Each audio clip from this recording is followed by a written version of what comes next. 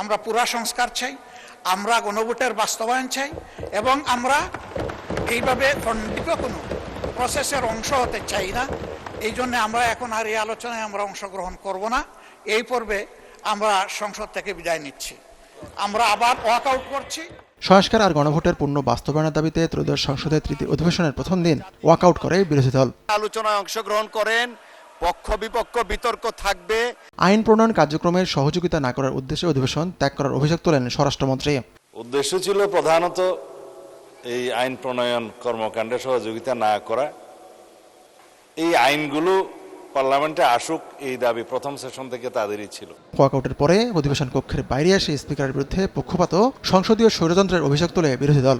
আমরা একটা সংসদীয় একটা স্বেচ্ছাচারিতা দেখতে পাচ্ছি, সংসদীয় একটা স্বৈরতন্ত্র দেখতে পাচ্ছি সরকারের পক্ষ থেকে, যেখানে স্পিকার এবং সরকার দল তারা এককভাবে এই পুরা জিনিসটা পরিচালনা করছে সংসদ। ফলে সেটার প্রতিবাদ স্বরূপ আমরা বের হয়ে এসেছি। সংসদের বাইরে স্বরাষ্ট্রমন্ত্রী বলেন, বিএনপি নয় বরং সংবিধান সংশোধন কমিটিতে অংশ না নিয়ে বিরোধী দলই প্রতারণা করেছে জনগণের সঙ্গে।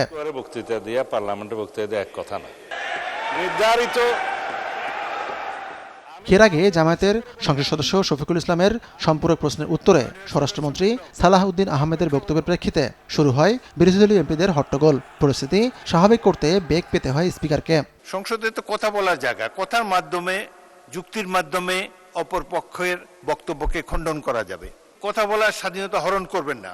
পরামর্শ সহিষ্ণুতা না থাকলে গণতন্ত্র ব্যর্থ হবে এই দেশে। পরে ফ্লোর পেয়ে স্বরাষ্ট্রমন্ত্রীর বক্তব্যে তীব্র সমালোচনা করেন বিরোধী দলীয় নেতা।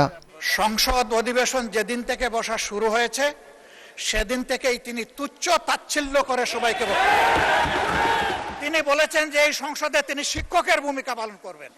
আমরা তার ছাত্র হওয়ার জন্য এখানে আসি নাই মাননীয় স্পিকার। সঙ্গীরা তো মনে করে, আমি নিজেও মনে করি যে এইটা কালচারাল না, এইটা পার্লামেন্টারিয়ান ফ্যাসিজম। এটা হওয়া উচিত না। হাতিকুর রহমান তমাল, সময় সংবাদ, ঢাকা। এক মিষ্টি সকাল, কানে কানে কিছু গুনগুনিয়ে বলে যায়, কাছে আয় ভেসে যায় হাজার ফুলের ঠিকানায়, ছুঁয়ে দিয়ে ডুবে যায় সুগন্ধে সেই সীমানায়। তিব্বত লাক্সারি সো, বাংলাদেশের রূপ।